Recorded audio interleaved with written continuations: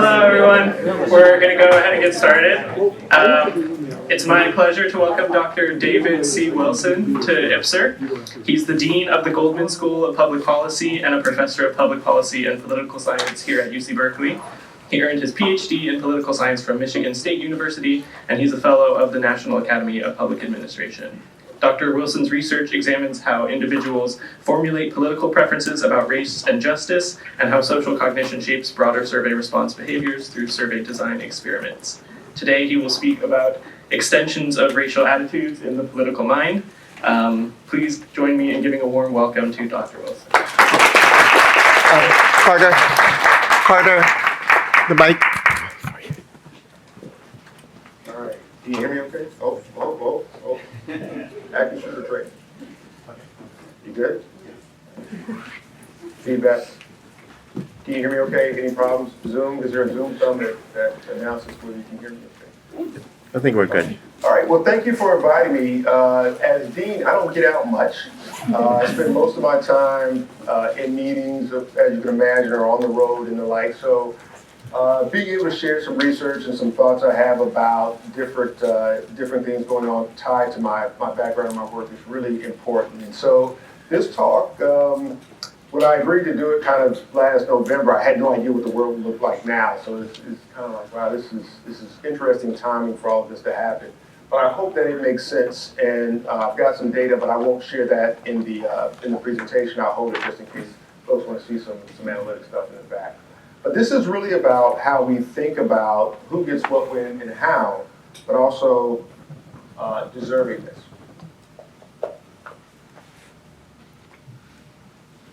And functionality. Or, something's not working? Well, let's try it. None of it's working. None of it's Can you see? I have to move that way.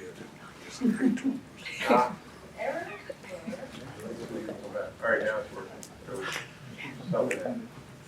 All right. Well, anyway, so I'm going to walk you through a little bit of my background. I'm going to share with you a bit of a story about racial attitudes in political science, psychology, sociology, and some other areas, and how we've gone through this little controversy around what exactly is at the core of these attitudes. Talk about racial resentment, the racial part and the resentment part, which is what my book is about, racial resentment in the political mind. This one, it's a page turner, I'm sure, right before bed especially. I'm going to share the measurement and findings and just give you some perspective on how we're trying to tap into these ideas of racial resentment. And then share a little bit about a new study that I did in 2024-25, pre-post-election and then post-inauguration, that offers some really interesting findings around resentment and hope for American democracy. And then I'll make sure that I wrap up in time for questions. My background is really tied to I'm a public opinion scholar. I worked at the Gallup polling organizations for 10 years. I was in the military. I worked for SPSS. If you remember, anybody still use SPSS? It's good. But on the programming side, so I still did R and Stata and JP and all the other packages. But I've always been connected to data in some way. And so survey measurement and public opinion research is really good behavioral data. And I can apply it to different areas of public policy and different areas of politics. And my literature has kind of talked about appraisals and attributions and how new stereotypes can be crafted that aren't traditional stereotypes. And then I went to Michigan State for my PhD, and I took all of my methods and stats classes in psychology department, which was primarily around the IO work. So all the measurement stuff, but mostly in the workplace, looking at discrimination and turnover, perceptions of voice, organizational justice. And when I worked at Gallup, I was part of the employee engagement kind of research team, so designing the questionnaires and studying the federal government and all of the other kind of related agencies around how you really get people in a workplace to feel like they belong. And so that work was really inspiring me. And so I went into academia. So I said I was in the military, but I spent 15 months in Iraq. And when I got back from that deployment, I didn't want to work in Washington, D.C. anymore. So it sounds easy. I went into academia, but I was doing research and got into that. So I've been all over the place, and I've tried to kind of apply my skills and my experiences into a coherent research agenda. So my last three projects, the book project started in 2016 during Trump's first win. We had been studying racial resentment, but we started to see different patterns in the data, and I'll share some of that today. But we ultimately wrote the book between 2016 and 2018. COVID delayed a little bit of the publication part, but it led to this idea of a broader focus on justice. And I was asked to co-edit a special edition of Public Opinion Quarterly with Maria Creason around race, justice, and public opinion, because we had studied in public opinion racism and prejudice for some time. We had measures of it, it was going great, but we hadn't learned anything new in the past 25 years. Like, it was the same thing. It's racism and prejudice. The outcome is maltreatment, and that was it. That was the end story. Not much else to it. And thinking about justice and race led me to thinking about how we're experiencing the moment now of democracy, where it seems like it's supposed to be this way. The standards and expectations are here, but the reality is different. And so our relationship to democracy has shifted. Our understanding of democracy is going through transformation. That change is disruptive. It produces anxiety and fear, and it also produces anger and a need to restore things to be back the way they were. So three-wave study, and I'll share some results hopefully if we have time at the end, around psychology and democracy, more specifically around racial resentment and hope for democracy. So this is typically how my work goes. I'll ask a question in a survey. Let me see if I can make this. There we go. I'll ask a question in a survey, and this one was, how much of a role, if any, do you think the government should have in trying to improve the economic position of blank? Should have a major role, minor role, and no role at all? This is a question of principle. In theory, what is the role of government? How should it behave as it relates to improving the economic position of people in the United States? And if you like experiments, you want to randomize another group, but we want to get really, really special because we have large samples. Let's randomize 7 other groups. Every respondent only gets one version of the group. So everybody just answers one version of the question. The control group or the baseline is people. And then we want to see to what extent people move on the principle based on the group. So we're now trying to kind of prime and do a little bit of agenda setting within one experiment. So here are the results of the experiment. The baseline people is right here, and all the groups are along this horizontal axis, ranging from people who suffer from natural disasters all the way down to African Americans. And you can see the baseline, 47% for people, and you can see those that are below in terms of government should play a major role, and those that are below or above in terms of playing no role. And so if you look at the data, and we just start to the far right, African Americans. So how much of a role do you think the government should play in trying to improve the position of African Americans? This is the only category, again, these were randomized groups, the only category where there are more respondents saying no role than saying a major role. It looks like some evidence of bias and prejudice.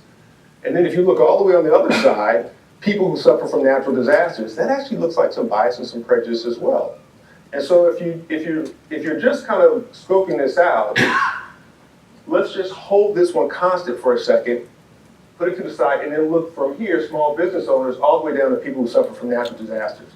What's explaining that variance? Because ultimately, whatever is explaining that variance, some of that is explaining this one as well. And because we know African Americans can be small business owners, single mothers, people in the US, poor, unemployed, poor, or suffer from natural disasters, some of this is probably in that. And what we were trying to do was really tease out, well, how do you get there? Like, what measure is going to actually explain the variance in this experimental response? We ran another experiment. This one is more recently in the Political Psychology of American Democracy survey. A little bit more of a political narrative around public policies that provide economic assistance to blank make them too dependent on public support. This is a strong narrative around those who feel like there should be limited government and we shouldn't do public social service support because it makes people too dependent or reliant. People is the baseline again. The blue section is those who agree with that statement. First comparison, racial ethnic minorities. The blue categories aren't that different in terms of substantive magnitude, but they're statistically different. There are more people that agree that providing economic assistance to racial and ethnic minorities, not just African Americans, but racial ethnic minorities, makes them too dependent on government. Now we look at the other categories, demographics, ranging from the unemployed, rural communities, farmers, senior citizens, and military veterans. You can see how when we're designing the experiment, we're trying to tease something out. There's some credit that's given to some and not as much to others. And so we're also trying to say, well, let's hold this one constant, because it seems to reflect that when people are answering this question, respondents are answering this question, maybe when they see people, they're thinking about this group, or maybe they're thinking about this group. We don't know. We have to kind of tease this out more. But the key thing is, outside of race, there's not uniformity in the response pattern. This means that in politics, there are some things that are group-based, identity-based, military, senior citizens, farmers, rural, unemployed, etc. And there's some things that are just principle-based, like the role of government and how policies create response behaviors with regard to what they're trying to achieve, more work or more dependence. This military veterans and senior citizens and farmers that are at the far right, as we know, again, racial ethnic minorities can be in those categories as well. So there's overlap. And what we need to do in racial attitudes, in the study of racial attitudes, is look more at the balance. And then we can see how the real interaction works. And so now when we think about these images and we think about racial attitudes and prejudice, you can see the hostility, you can see the anger, you can see a host of things. So there's context there, there's a setting, they're not in a home, they're not in a workplace, they're in these very hostile political settings.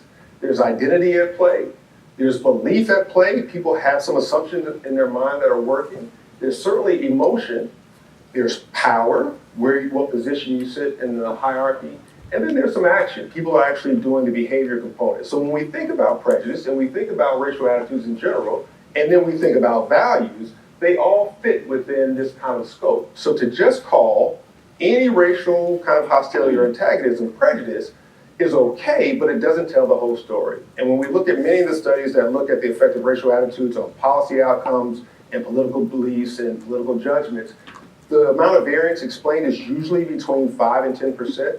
And then the other 30 to 40% that's explained in most models are the other things in the model, demographics, other political variables and the like. And we don't really get as much into, okay, so how do they work together in theory, not just in the empirical model, but in the real theory, how do they intersect?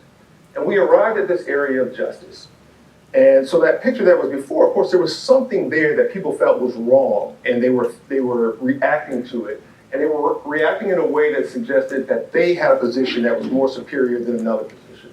That superiority is important, but the real key is, where does it come from? Where does the feeling that it's more important come from? So we really focused in on injustice, because when something feels unjust, you immediately respond. You have a physiological response that that's wrong. We need to restore this. This isn't the right thing to do. And so the justice motive and the belief in a just world kind of operate at the heart of politics, because politics is about the distribution of who gets what, when, and how, and any distribution requires one to make a judgment about whether it's deserved or not. Once you get into that cycle of deservingness, all of those different factors can come into play, identity factors and principal belief factors. And so we're trying to develop a theory that accounts for both of those and explains how, when you're angry, and you're angry not just because of identity, but because of other maybe non-racial beliefs or values, how does that produce protest, resistance, and repair? What are the mechanisms that are behind this process? So this takes us to racial resentment, but not just the topic, just to have to share a little bit about the story of racial resentment. It starts with this idea of symbolic racism. Heard of symbolic racism? Okay, right. So symbolic racism was a title given to a set of attitudes that really originated in the late 1960s in Los Angeles. David Sears and Don Kinder, David Sears, psychologist, Don Kinder, political scientist, but both political psychologists, were studying the Watch riots.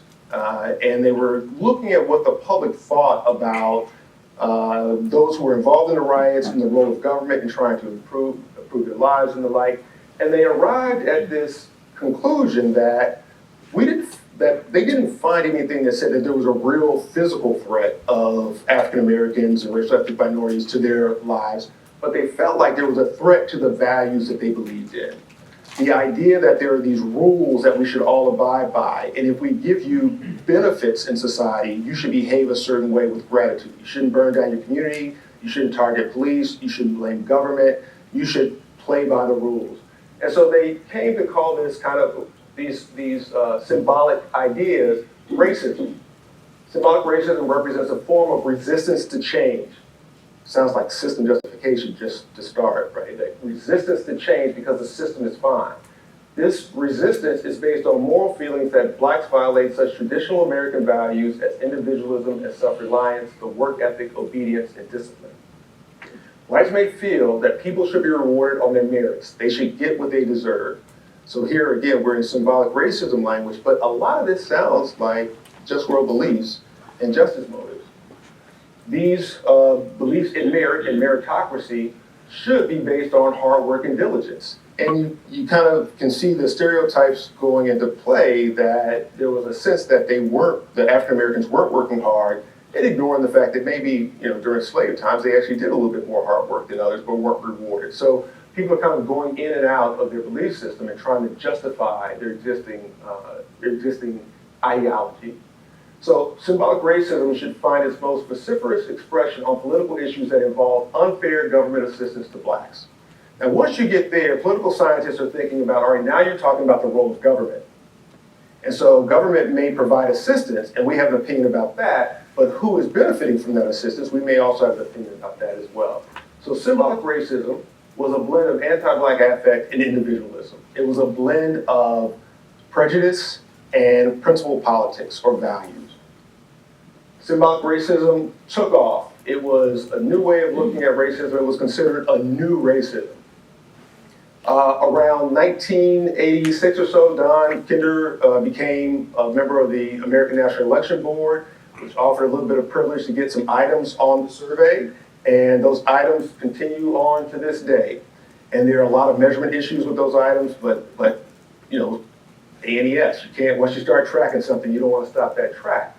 And so you'll see that, it kind of took off, but at some point it started to decline. And the reason why, this is a Google Books Ngram viewer, so you can do a search of words in academic text or text throughout the book universe in Google, and this counts those up in terms of proportion.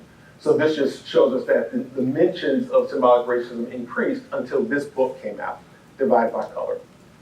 Divided by Color came about because there were many academics that held these principled positions about the role of government and studied them and said, well, now I'm a racist.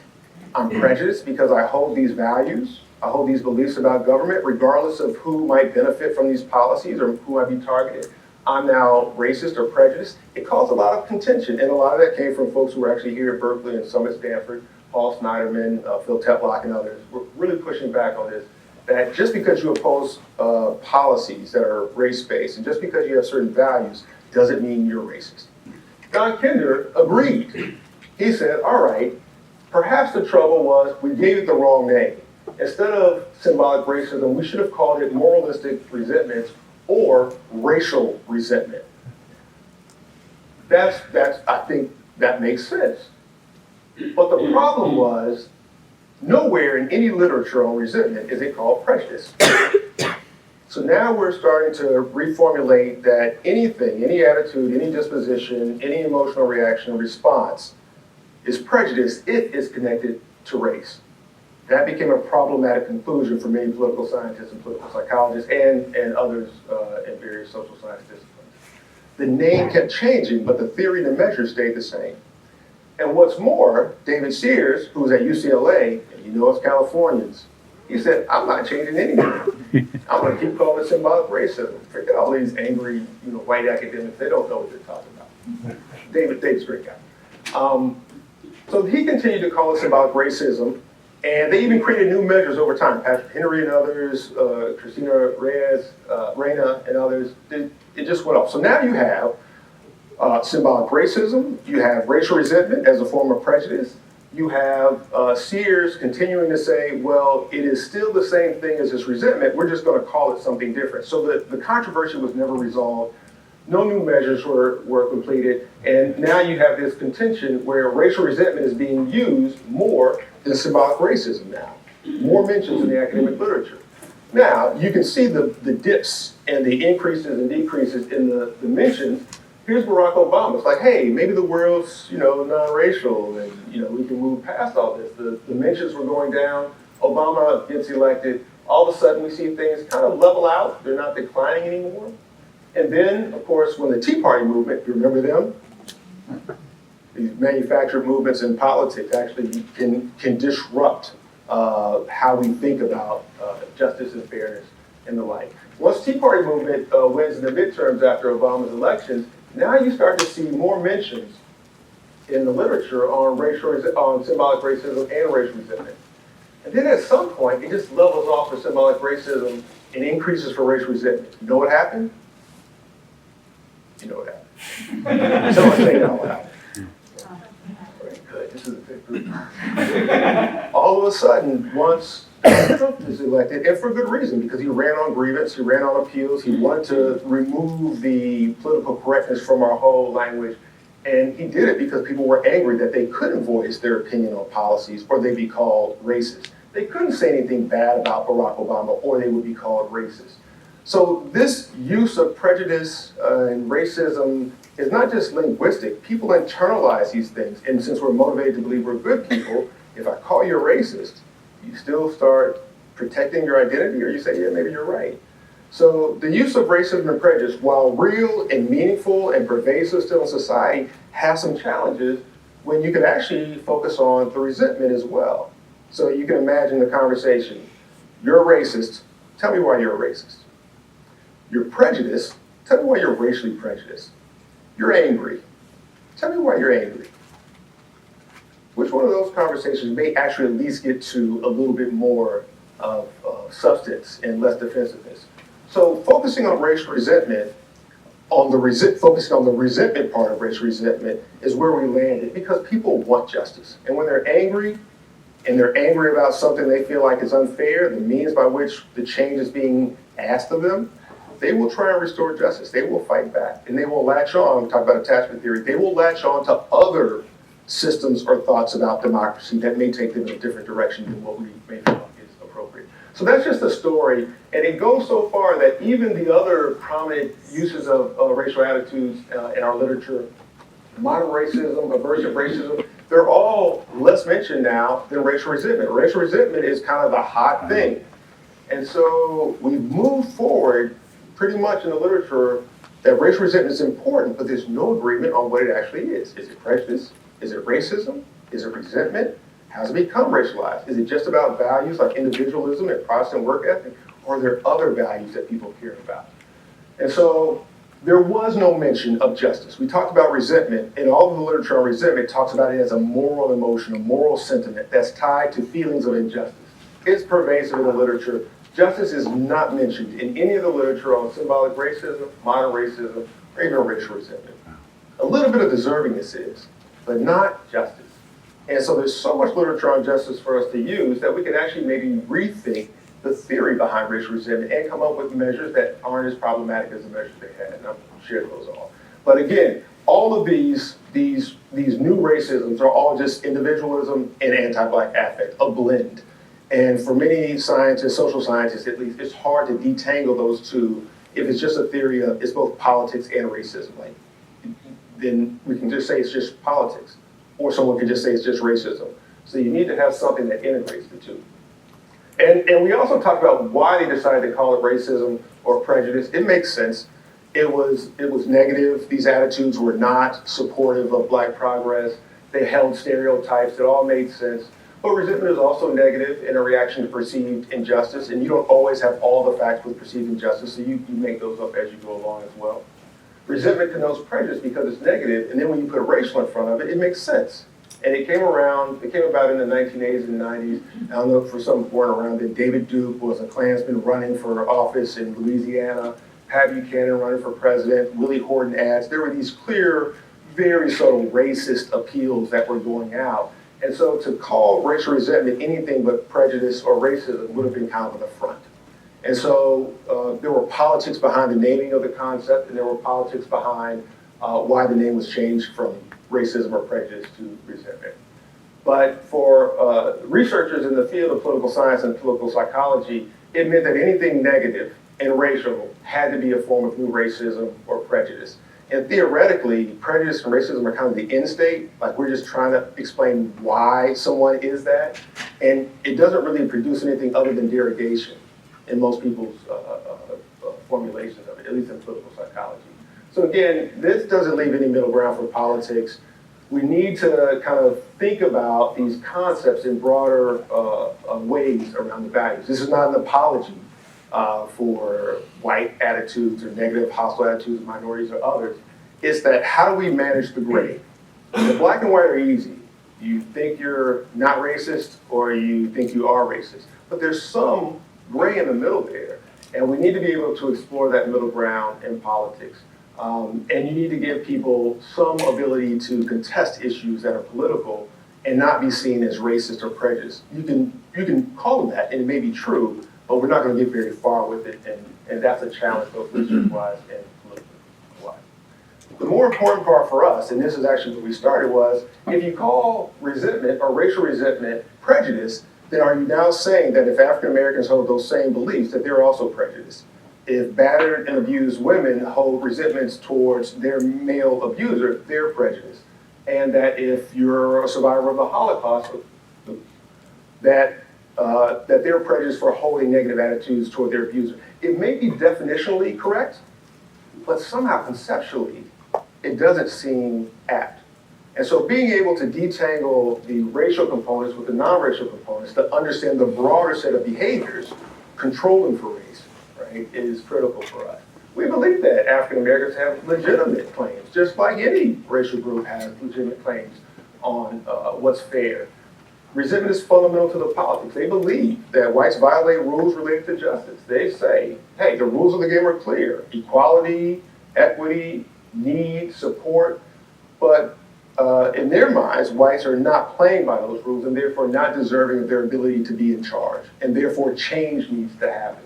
And the myth that's adopted sometimes is that change is easy. It should just happen because it's morally correct. And sometimes that produces more resentment on the part of blacks because change is not happening fast enough. So resentment as a form of justice theoretically fits both whites and African Americans and Latinos, LGBT community and others, but prejudice, not so much. It's not, definitionally it may be apt, but conceptually it's kind of off. So point one, we need to revisit resentment. We needed to propose a new theory that was grounded in resentment. Racial resentment never, in the book Divided by Color, there is no chapter on resentment. There's no section on resentment. The sections are on prejudice. And so in the resentment literature, there's no mention of prejudice, and now in this prejudice literature and political science, there's no mention of resentment, what it is, what's at the basis of it. We needed to create new measures that were based on this theory of resentment and how it becomes racialized and how it's grounded in deservingness. Symbolic racism and modern racism and others, those theories came about because of empirical findings. So the items came first and then the theory came. And that was another kind of problematic way to proceed in political science and in psychology. And we need to resubmit that politics is about both process and outcomes, both about procedural justice and distributive justice. And resentment is about the extent to which sometimes those outcomes are deserved and sometimes those outcomes are not deserved. The blend is different. It's not just individualism and prejudice. It's actually these issues of deservingness, and that sometimes we adopt these legitimizing myths about what groups do or don't do. And we also have these myths about that are non-racial about merit being important, right? That we don't want to call someone who's in academia that believes in publishing 40 articles before you get tenure, we don't want to call them prejudiced. But they do believe in merit, they do have values, and we want to uplift those as we think about the process of getting promoted in an institution that has a meritocratic system. So we need to be able to handle the prejudice and the principles, or the prejudice and the politics. All right, so racial attitudes and resentment, just really briefly, just try and clarify, we in the book and in our research, we need to come to some working definitions of these things, have some characteristics or traits. And we know that there are 40 different definitions of prejudice and 40 different definitions of racism, but there are some commonalities. With racism, there's inferiority and superiority. That's fundamentally a part of any definition of racism. And the traits are usually skin color, phenotypic appearance, and the like, maybe cultural qualities, are all assumed to be the predictors or determinants of one's behavior or their moral and intellectual quality. Just being in the group means that you are less than because of that racial trait. And the traits are the basis for the inferior social treatment of the outgroup. So internally, we don't really think about in-group members and their traits. We only think about the outgroup members and their traits and what it means for our status. So that's racism, that there's hierarchy. That's a primary component, inferiority, superiority. For prejudice, we like to think about prejudice more along the lines of hate. Now, we know that there are more general definitions of prejudice that is anything that promotes racial inequality. That makes it a pretty broad brush, right? Even standing in line kind of can promote racial inequality. The admissions criteria for the university, they promote racial inequality in other ways too. But there's some balances. There's other things that it also produces and promotes. So we like to keep it on hate and dislike directed toward an individual or group because they're a member of the group. With racism and prejudice, we like to say that those things follow the individual no matter what they do. It doesn't matter what their merits are. They're in the group, and if I'm racist, they're inferior. They're in the group. If I'm prejudiced, I don't like the group and I don't like them. It may not be because they're inferior. In the same way that maybe we don't like Stanford sometimes, they're not inferior. Okay. But they're not us. So these antipathies are meaningful and important, but they've gotten so broad that sometimes it's hard to really see what's behind them. And so our effort was to try and kind of detangle those two. Resentment is anger over an undeserved positive outcome. They never talked about the positive outcomes. They talked about threats to the good life and symbolic racism, but not that they were positive outcomes. The focus was on blacks and their behavior. That's it. Well, why was that a threat? Why was being lazy a threat to your life? It was a threat because there are things, statuses, and privileges that we have that if the rules change, it will put us in an inferior position. So you get theories like group position and other things that talk about threats to change, system justification, social dominance orientation, and the like. So resentment signals that there is an injustice present. By all accounts and all definitions within resentment in the literature, it always talks about injustice or some moral violation. Resentment motivates retribution. Resentment doesn't stop with, oh, something's wrong. Something has to be corrected. So resentment produces the need to see justice restored. And that need to see justice restored in the activities that move towards it, opposing policies, not believing that someone deserves to get promoted or believes to have their standing, those all can resemble prejudice and hate and dislike and superiority, but it doesn't mean that every instance is. And so being able to kind of get to the heart of what's behind not just the dislike, but the anger that's associated with someone progressing that's in a different group, someone getting something that they don't deserve that's in a different group. What's behind that? So that deservingness criteria, and just to get to the real point, is that positive outcomes are undeserved when the observer disagrees with the means used to gain the outcome. This is important for racial resentment because it's not just about being lazy. It's not just about not having discipline. People think that African Americans and other racial minority group members are using race unfairly. They think that they're using race to get ahead, and since whites can't use race, that's not equal. That's not fair. That doesn't fit with the rules of the game. And I've talked about African American resentment. African Americans have resentment towards whites too. They think whites are using race unfairly. They think they're using their race to sustain their privilege and create the rules that dominate and create the hierarchical order in society. There's some overlap in terms of the principles of justice. So that deservingness appraisal by any racial group, by any gender, by any religious group, by any nationality, that deservingness appraisal is a procedural justice appraisal. It's a judgment that's grounded in, like, how did you get that? Like, was it fair or not? Was it appropriate or not? And it's based on or grounded in a distributive justice principle, like merit. Equity, equality, need, and merit are the principles of distributive justice. So now we actually have some language that we can use to understand beyond the group membership that there are other components to why people have issues with what's happening in American politics. So, finally to the definition of racial resentment. So racial resentment is an indignation over how race offers unfair advantages. It results from an appraisal of merits and judgments about the deservingness, status, influence, material gains, or change in general of others. Racially resentful individuals perceive race as an illegitimate criteria for rewarding group enhancement. Using race is unfair and unjust. And this is not meant to say that they don't understand that there are racial problems in society And if you're in the sociology world, you think about colorblind racism and other mechanisms, people may say, hey, we just shouldn't deal with race at all. And this is actually very pervasive on the left side. So many conservatives argue that, well, it's really liberal policies and liberal politics that make it hard for racial groups to overcome the challenges they face.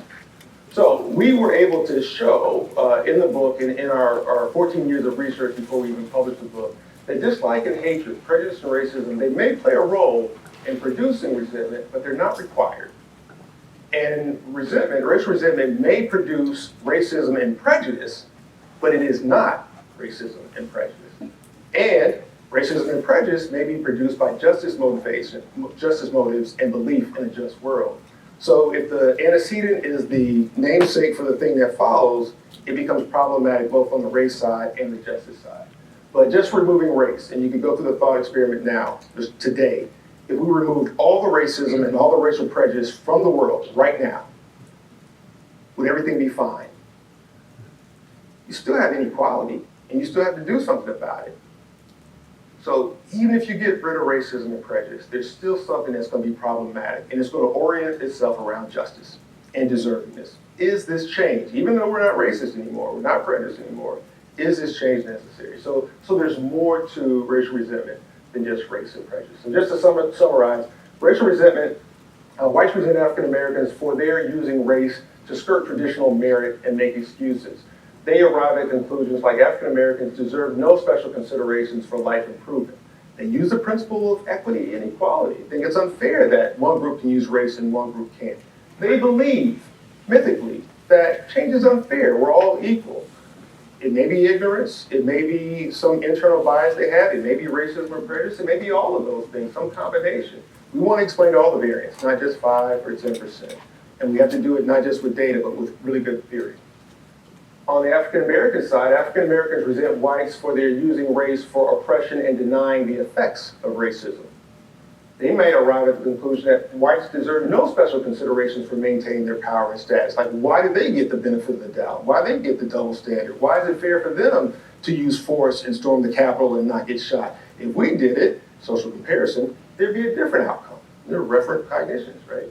So they have the principle about accountability and equity. That's a procedural justice principle, accountability. It's just something that ought to be in place if we believe in justice.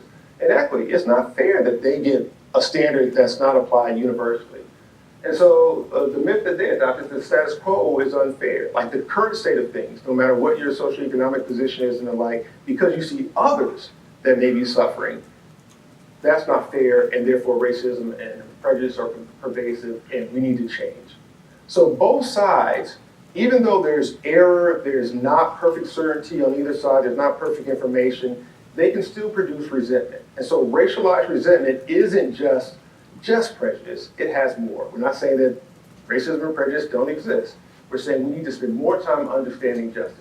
Because both groups and others, we've looked at different forms of resentment, we just haven't written them all up yet. But both arrive at this place where it's morally wrong to use race to sustain or gain the good life.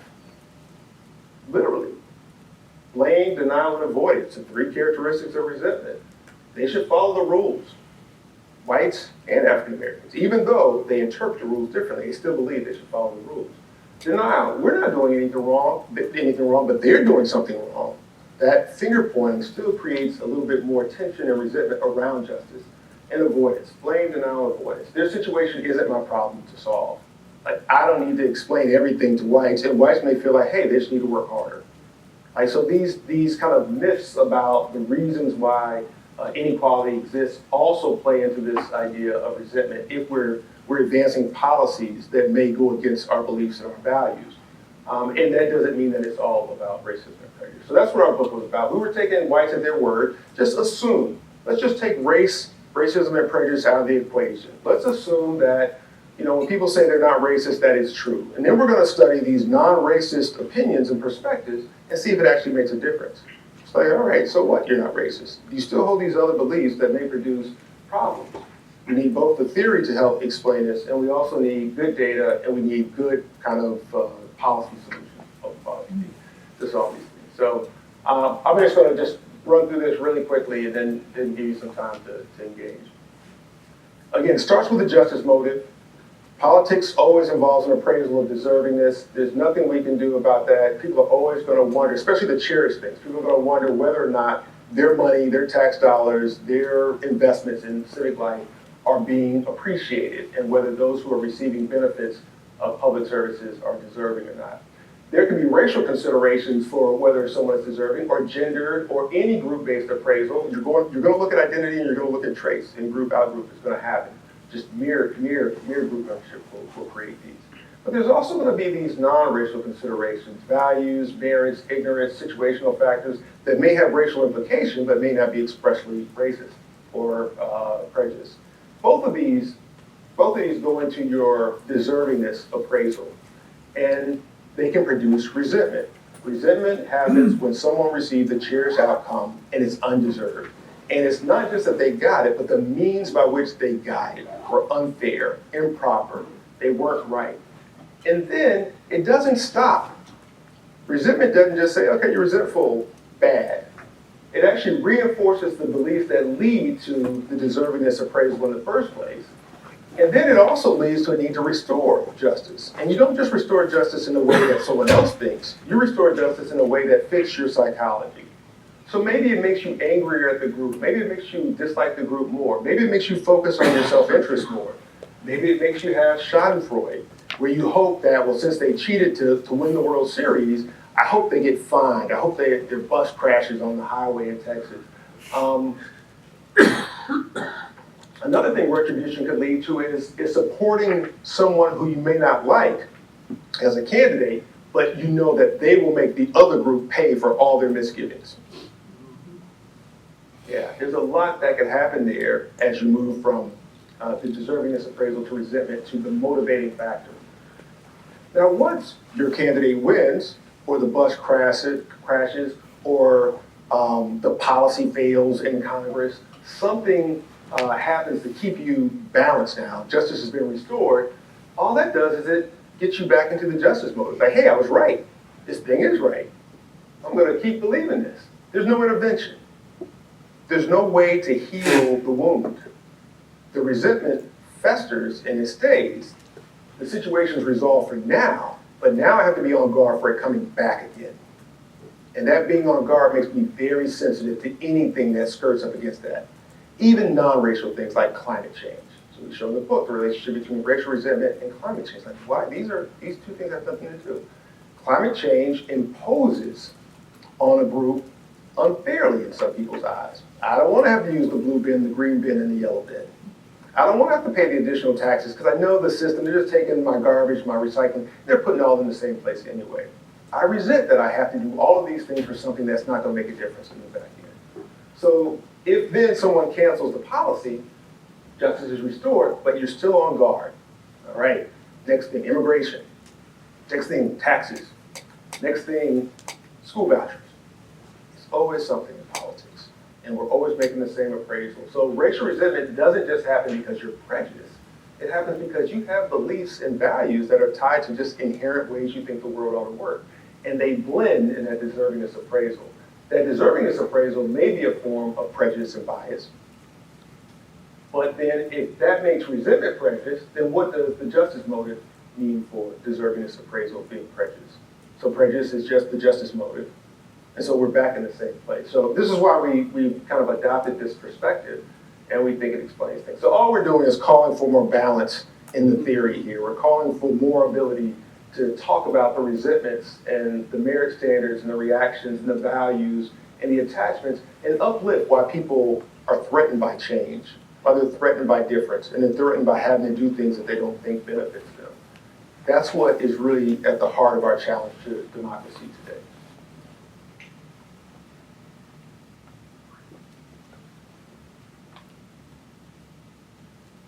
All right, so last one, last set. It was actually fall 2024, three-wave survey funded by the Hewlett Foundation, repeated interviews over time, looking at the political psychology of American democracy, pre-election, post-election, and post-inauguration, ultimately, we had a pretty good sample of people who created all three waves of data. This is a really good set of data. Looked at a lot of things that you wouldn't find in a traditional public opinion poll. We didn't ask anything about candidates. We didn't ask very much about parties, only one or two questions at the end. It came from a panel, a nationally representative panel, so we already had the demographic information, so we didn't need to disrupt too much of the survey for those reasons. We asked both open-ended and closed-ended questions. We asked questions about, what's one word that defines your perception of democracy, government, and American voters, three different things. So we have really cool word clouds and some really good open-ended analysis driven by AI and other things. We looked at gender resentment, we looked at racial resentment, political knowledge, social dominance orientation, need for chaos, just world beliefs, uncertainty beliefs, civility, a lot of good stuff in the survey. So if anybody's looking for a project, I'm ready.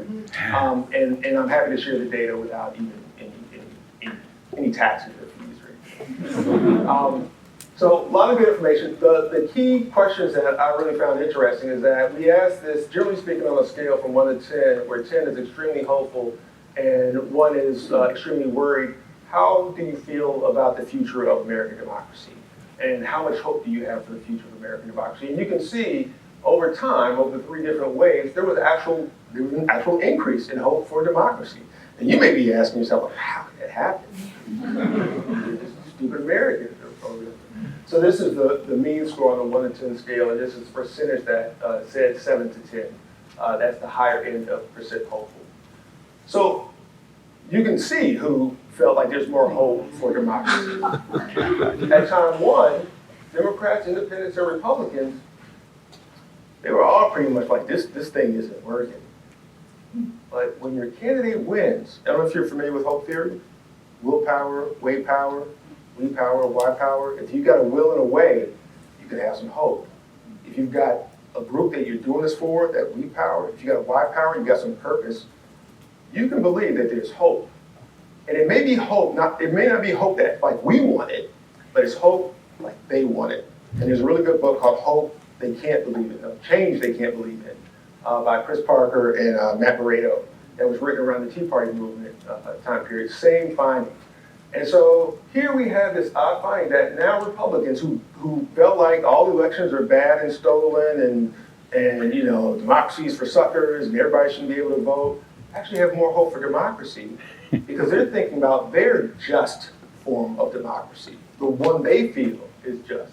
And Democrats actually didn't change. They went down by 4 percentage points, but that's not statistically different. And these independents doesn't mean that you're not in a party, it just means you're reporting yourself as independent. They gained a little bit more hope, but it's not that much like the Republicans. And so we were interested in really what explains this, and we ran a number of different models, and these are estimated means, but as you move, this is racial resentment on the horizontal axis, this is the hope for democracy from wave 1 to wave 2, so that's the change from wave 1 to wave 2 when the big jump happened.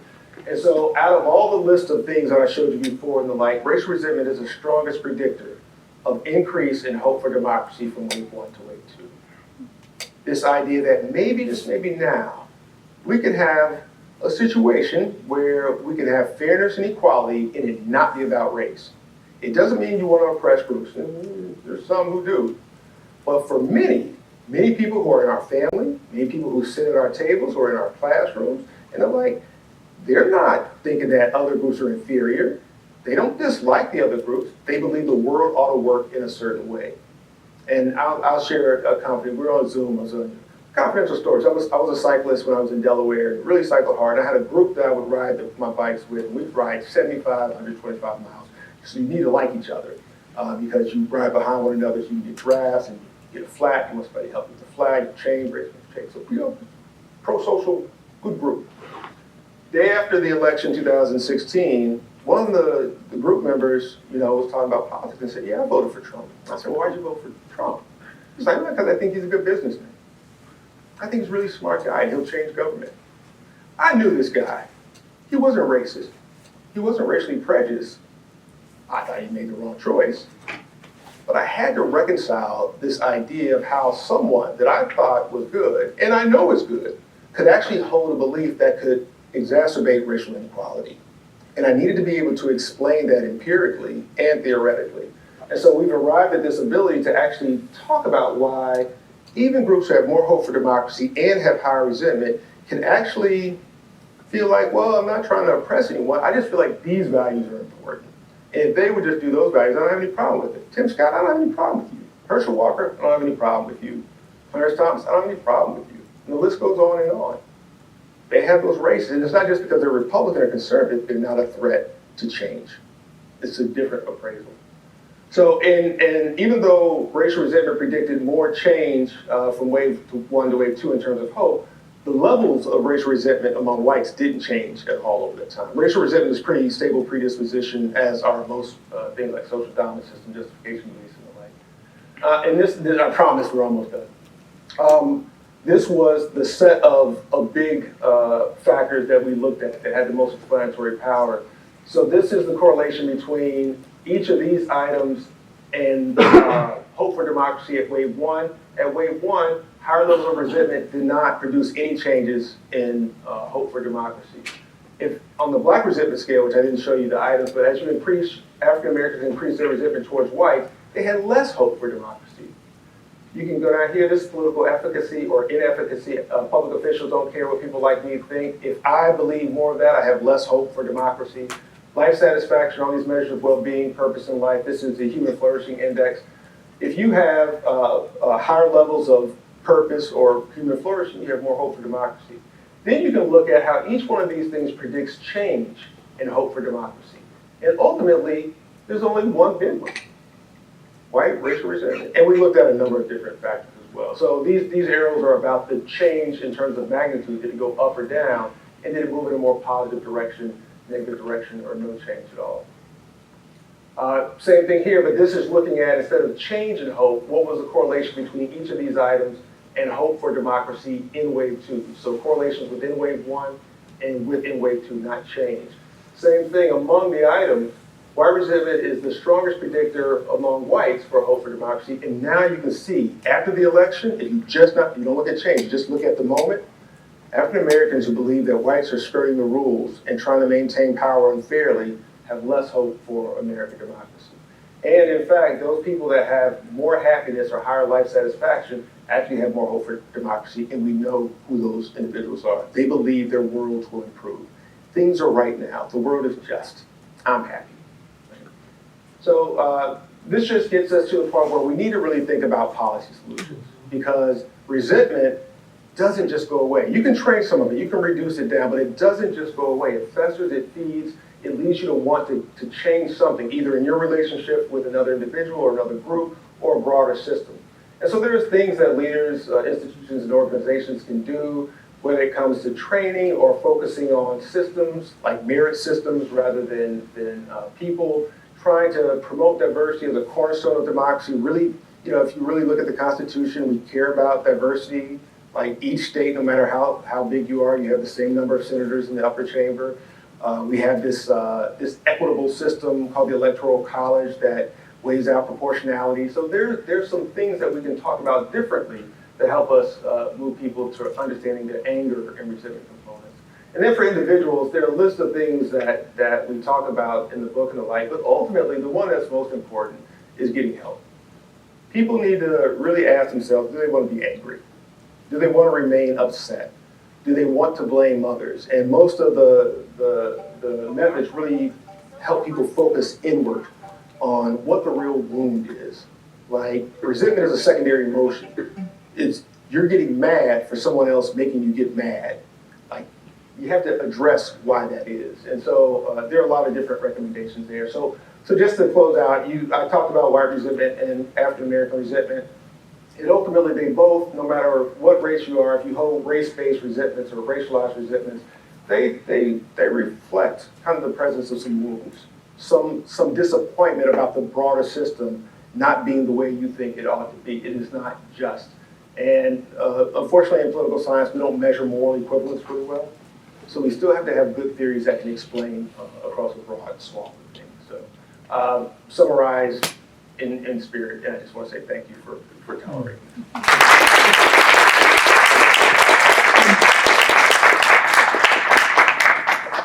don't know how the Zoom folks will be affected, but turn it on. Unless you want to see it. I'm happy to take questions. I'm sorry. I was supposed to announce whether I could take them during the talk or not. So if you have questions, feel free. All right. Hey. Hi, thank you. So in that, close to the last slide, you showed that, the only thing that predicted the hope was white resentment. It was the strongest predictor. It was just, sorry, I didn't encode the asterisks. But if that's true for hope, right, then doesn't that lead us back to the question of, well, is it racism? Right, so Say more so I can. So if I'm understanding correctly, right, the part of the motivation of developing the resentment construct, right, or fine-tuning it, is that you can have resentment on both sides, and it's not necessarily racism, and resentment may be a closer construct. But to the degree that the strongest predictor is white resentment, doesn't that just lead us back to the question of whether it is, in fact, racism? Yeah, so it's a good question because we don't consider white resentment racism. We consider it racialized resentment. Okay. And we are not saying that, we have measures of racism and prejudice in our data. We've looked at feeling thermometer scores. We've looked at stereotypes about African Americans. They pretty much come up insignificant. And I'd be happy to show you some additional data that we partitioned resentment and racism using the General Social Survey data where we got the items on a few years ago. And we can see that there are more main effects on resentment than there are on racism. It turns out that those that have higher racism scores, above average racism scores, and below average resentment turn out to be very similar in their positions on matters as those who are low on both resentment and racism. So we don't think about resentment as only racism. It is actually a reaction to how race is being used unfairly. And there is racism and prejudice in that, but there are also other things in that. So we like to keep the language. We're not saying racism and prejudice don't exist, or they may not be an important factor. We're just saying that's not all that exists. It's like I use the analogy of cheeseburger. You got the cheese, and you got the burger. You take away the cheese, the burger is still a burger. You can have different toppings. The cheese is also important. Okay. Yes, please. So this is a fabulous talk, and I really love the initial data you showed about histograms are fabulous. And I'm a little more worried about these last wave data. And I realize it was a wonderful snapshot in time, but the third wave looks like it was taken within a month of the election. The second one was within a month of the election. The third one was 2 or 3 weeks after the inauguration. After the inauguration, Yeah. right, that's what I mean. Yeah, so he was only in office like 10 days or so.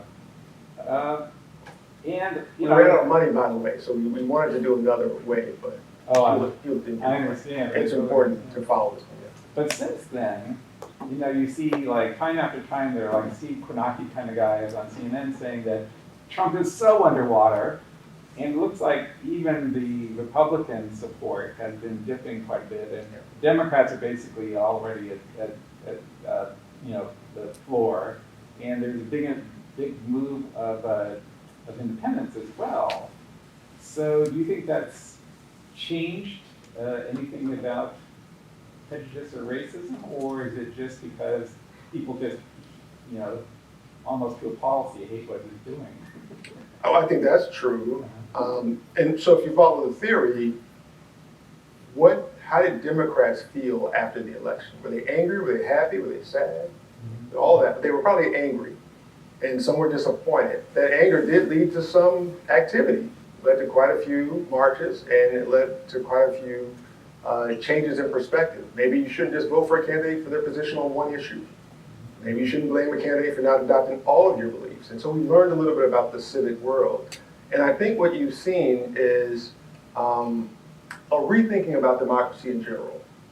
And as a political psychologist, I've always kind of talked to, you know, democracy is not, it wasn't founded because the national level is the most important thing in the world. The states were the most important thing. We're called the United states, like they're two different words. We hope that the states can be united to form a country. And so state and local democracy are actually the most powerful forms of democracy that exist. Your congressman is a local elected official. Your senator is a state elected official. To think about democracy and try and just think about it just at the national level is a challenge. So I think what's happening is that there was a lot of resentment over the outcome and how it was achieved and how it was won. But you also have these challenges like, so in Arizona, the governor and the senator were both Democrat, but Trump won the state. So is it a blue state or a red state? So our appraisal of democracy in the election went through a bit of a shock where we were just looking at the national level. Alaska passed very progressive policies for women's reproductive health and minimum wage. Trump won the state handily. You can find these patterns in North Carolina, similar thing. So if we dig down beneath the surface, I'm sorry, long-winded answer. If we dig down beneath the surface, though, there's still these racial resentments. People still don't want wokeness. They don't want diversity training anymore because they think it's just for one group. It privileges one group unfairly. This is in their mind. It doesn't matter truth or whatever. Perceptions are reality for most of the world, right? So I think there's going to be a reaction to, yeah, I can still hold these grievances and know that this isn't the right thing to do. This is not just.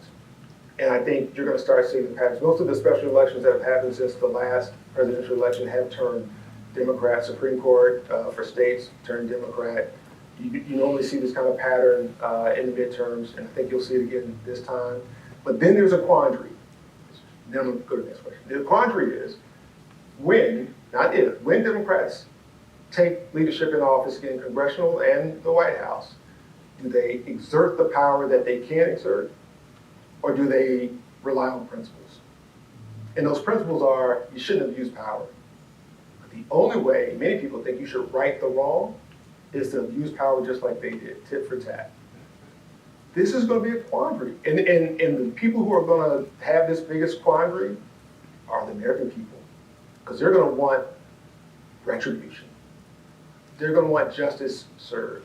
And it may be based on the fact that they don't like Republicans. Or it may be based on the fact that they think Republicans are inferior.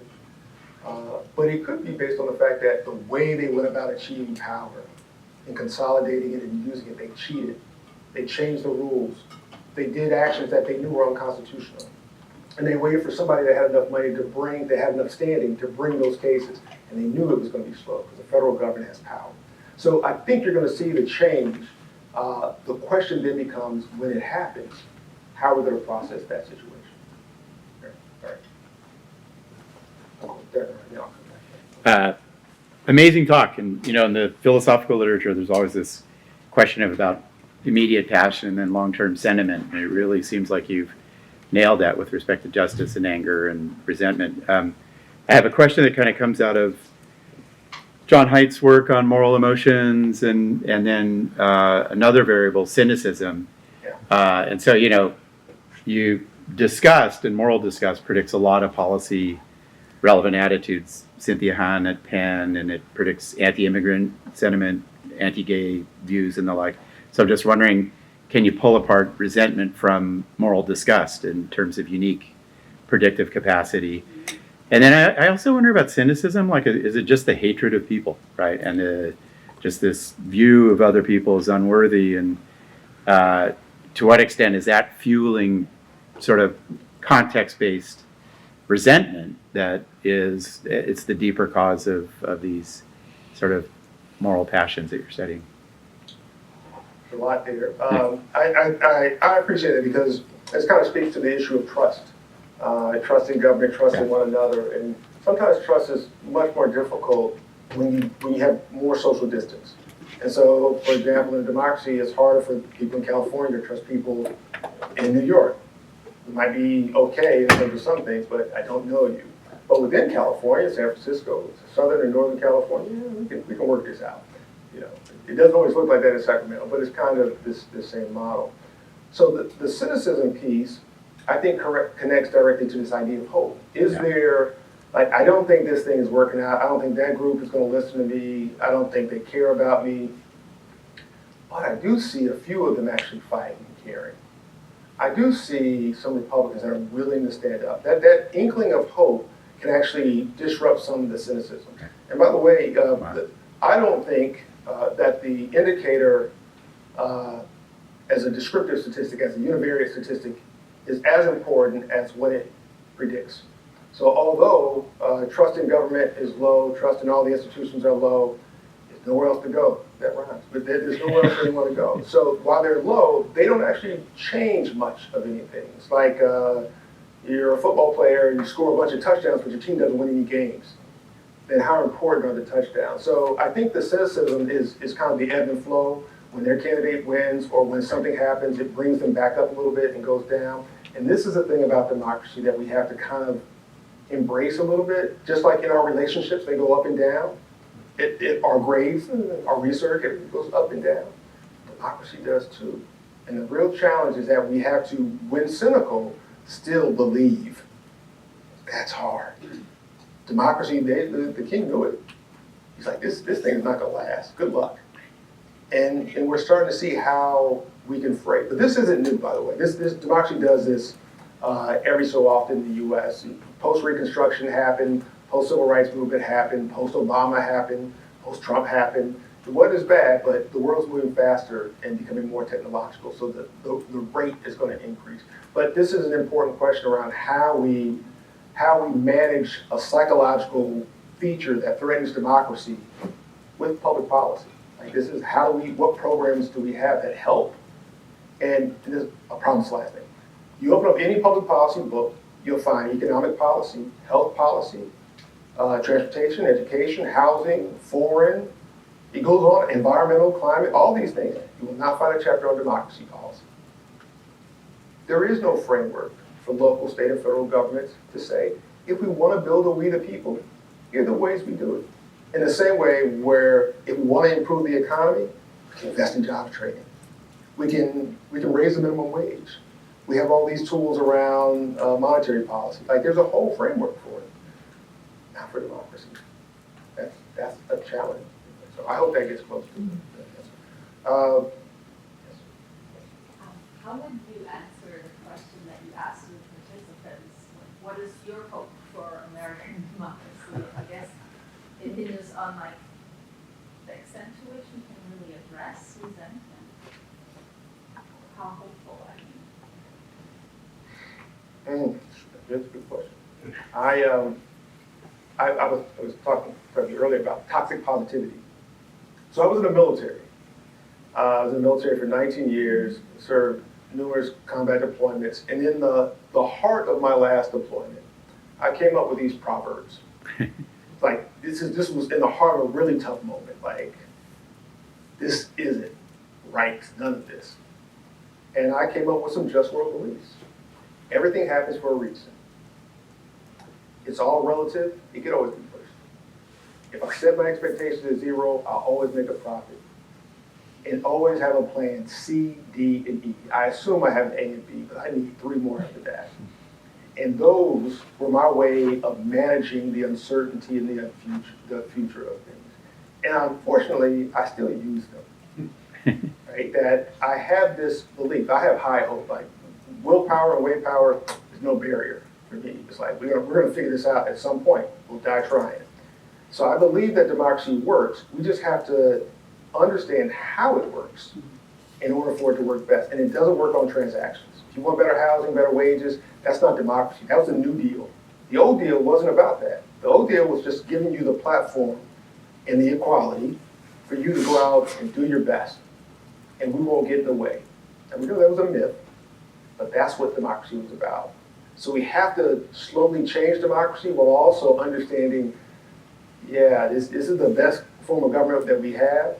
It's not perfect, but there are ways to change things. And I understand those ways and believe that I can actually help people get smarter and better at governing, especially at the local level. Civic assembly, for example. Rather than us waiting for an elected official to change something, what if we put an issue on the agenda for the public to work together to change? You know what's another case of this? Jury duty.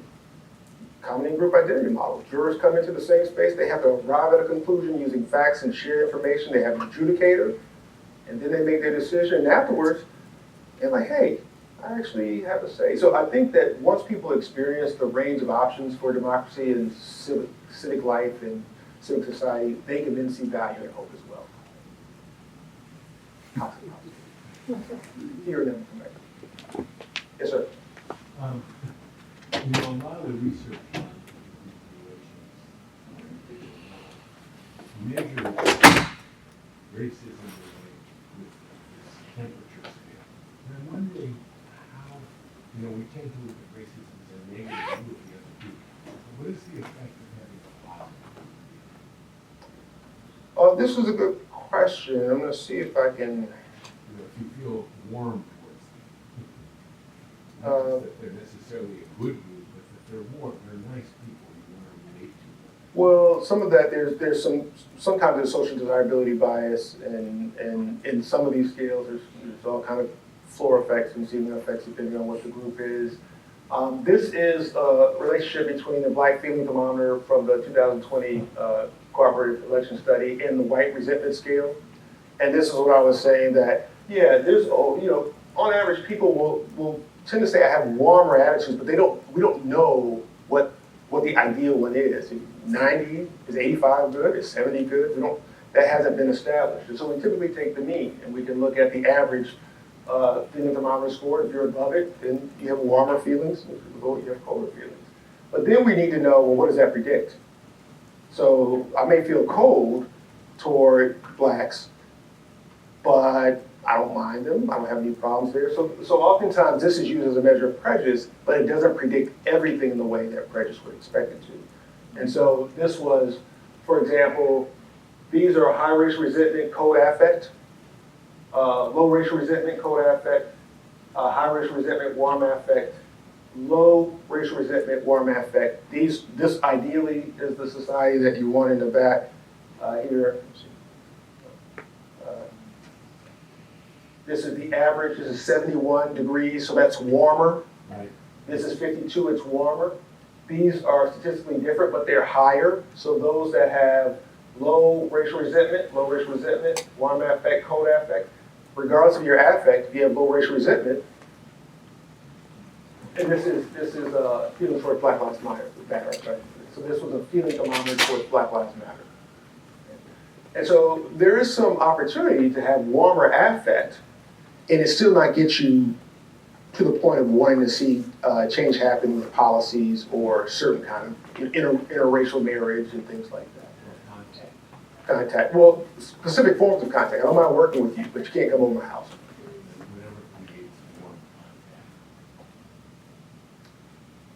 I don't know how warm contact, what you mean, but warm affect towards a group. Yeah, the challenges of subtyping and all kind of other dances that the mind does for groups. Like I can be okay with the group and an individual, but there's another one who's in the group and is an individual. That one I don't like. Yeah. So there's some challenges there, but it's. I just want to show you this other one. So this is belief in a just world using the same affect and resentment. Again, cold affect towards blacks, high resentment, warm affect towards blacks.